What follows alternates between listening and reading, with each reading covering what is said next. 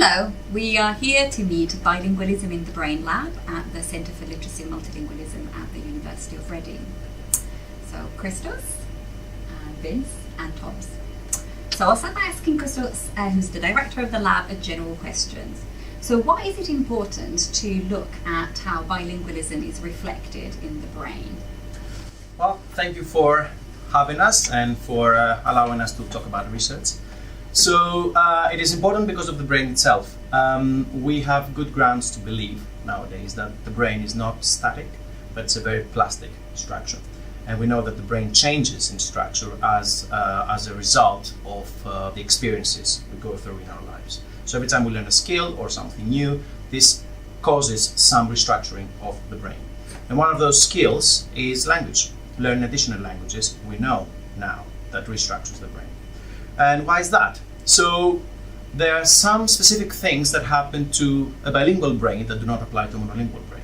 So when you learn a second language, you need to use those parts of the brain that process your first language in order to acquire it, right? And then once you have acquired it, you need to switch between the two languages that you speak. So you need to suppress or inhibit the one you don't want at the given moment and use the other one. None of these skills applies to monolinguals because they don't use two languages. So the brain needs to adapt to these tasks. This is demanding, right, for our cognition. So the way the brain adapts, the way the brain responds to this very demanding task is to change its structure.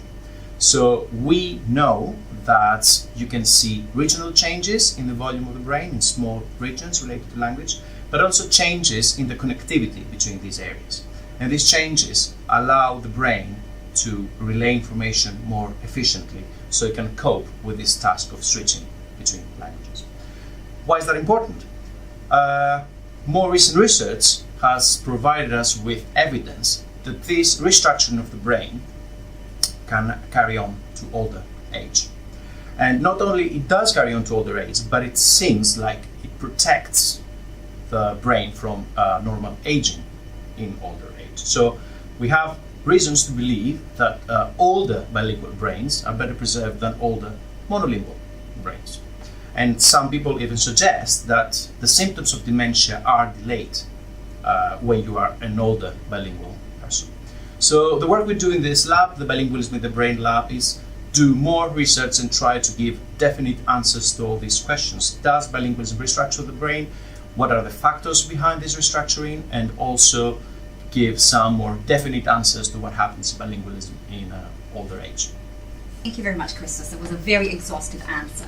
So I'm going to turn to Vince now, who is a PhD student in the lab, and asking you a little bit about what you're working on at the moment, what's going on in the lab right now.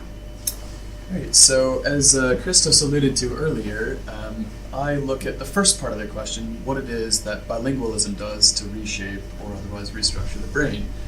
Now, as it probably comes as no surprise to anyone, bilingualism is not a one-size-fits-all experience. There's a lot of different factors that will influence how it is you learn the language, how you use the language on a daily basis, how often you switch between the languages, for example, among many others. And the sum total of these experiences will have specific impacts on how it is your brain adapts to handle them. So what I'm doing is examining what experiences reshape the brain in specific ways and how these manifest through time, that is, how the brain adapts to them as you experience them.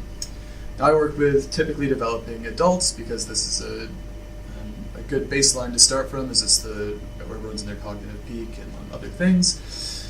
And it also helps us to understand what about these changes has a knock-on effect to cognition. Now, these specific experiences, such as switching between your languages, having to control one while you use the other, are thought to have a knock-on effect to more domain general, as we call them, cognitive functions. That is, switching between two languages might have a knock-on effect to switching between tasks in life, or helping bolster your working memory as you have to keep one bit of information online as you complete a task. So just in a summary, I look at how the bilingual experience shapes the brain, and then how these adaptations, if you will, have a knock-on effect to domain general cognition.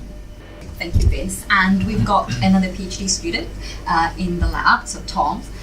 Tom, you're also looking at the brain, but specifically you're looking at the brain of older participants, if I understand correctly. What kind of people are you looking for in the studies that you are conducting? I'm looking for both monolingual and bilingual people that are 50 years old or older. And well, for the purposes of this PhD project, bilingualism is defined as something that, well, as people switching between two languages on a regular basis. And for this reason, bilinguals are defined as English as a second language speakers living in the UK, which means that they would be speaking English in the wider society while still switching to their own native languages while communicating with their families and their friends and their local communities. I think we'll move on now to look a little bit at the various sort of phases of an experiment. So you can walk us through what actually happens when somebody comes into the lab and you scan their brain.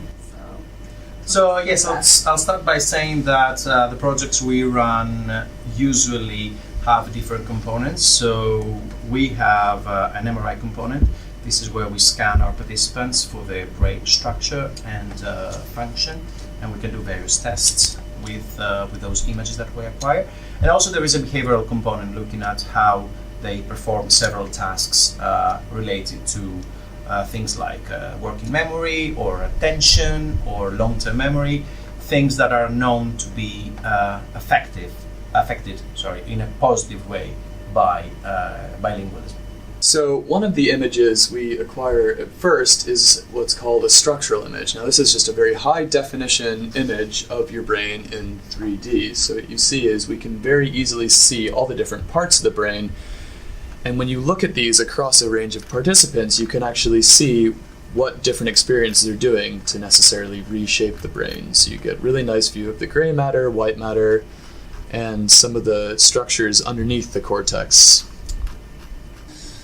So our research also focuses a bit now on how the experience of learning and using different languages actually potentially has some impacts on different chemicals and compounds within the brain that we know are related to different mental processes, such as we mentioned about the task switching, attention, and among others.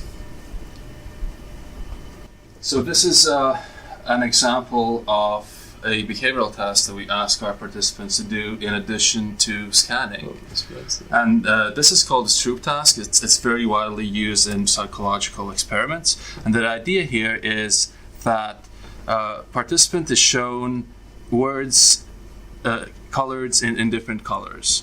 And the participant the task is to respond to the color of the ink and not what the word says. And this is particularly tricky because when you see word blue that is colored in blue, you're very quick to respond. But when you see, for example, a word red or yellow that's colored in blue, that is when it becomes a bit more trickier to do.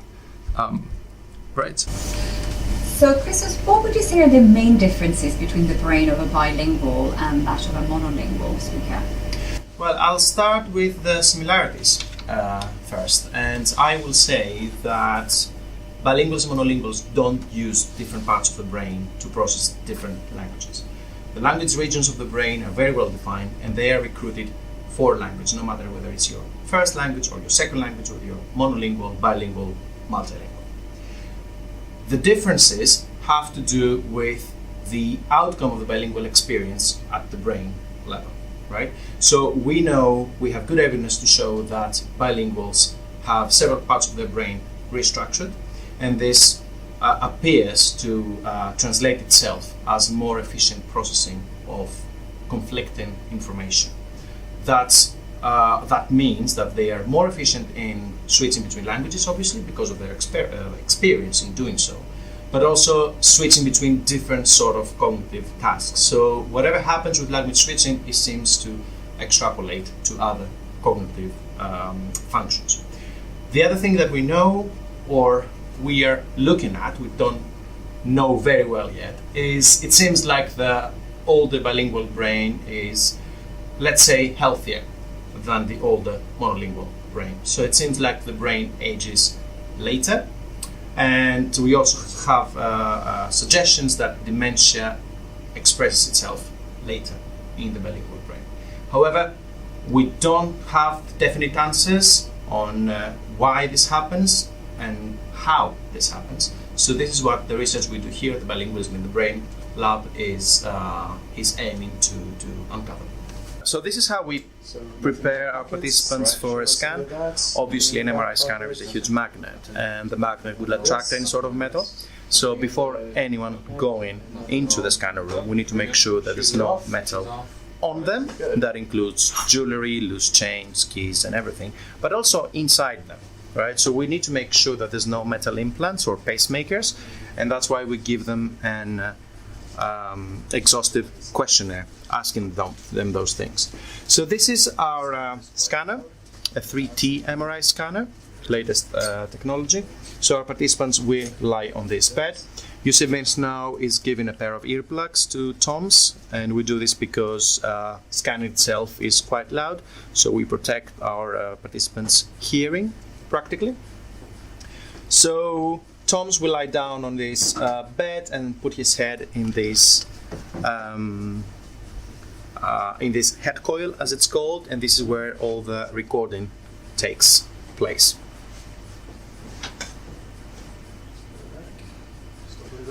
For these particular projects, especially for Tom's project, our participants don't have to do anything. They just have to lie down and wait while we acquire the images of their brain. And for most of these scans, they can actually sleep if they want to.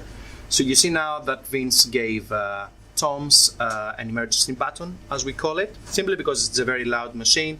If they decide they don't want to continue with the study, they need to have a way of telling us. So they press this button, and we stop the scan and we get them out.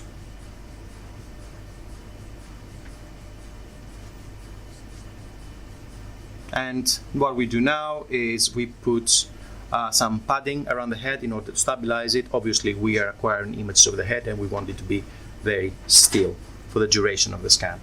For this project, the scan is not very long. It's about 30 minutes, 35 minutes, with some breaks. So we always ask our participants how they're doing, whether they enjoy the experience or whether they want to stop the scan.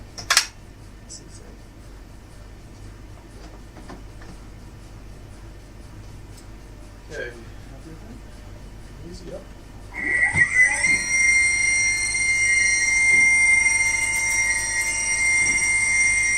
So we're lifting the participant. Okay, go ahead and close your eyes for me.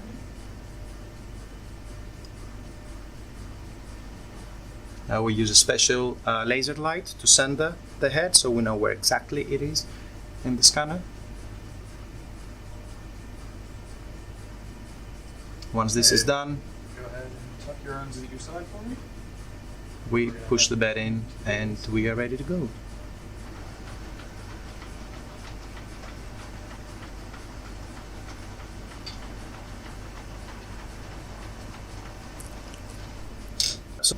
So thank you very much, Christos, Vince and Toms, for this very interesting talk about bilingualism in the brain. And so yay for bilingualism. And if you're interested and would like to know more about the wonderful research that is going on, you can look at the link that is up here on the site. And thank you very much. I'll see you soon. Thank you.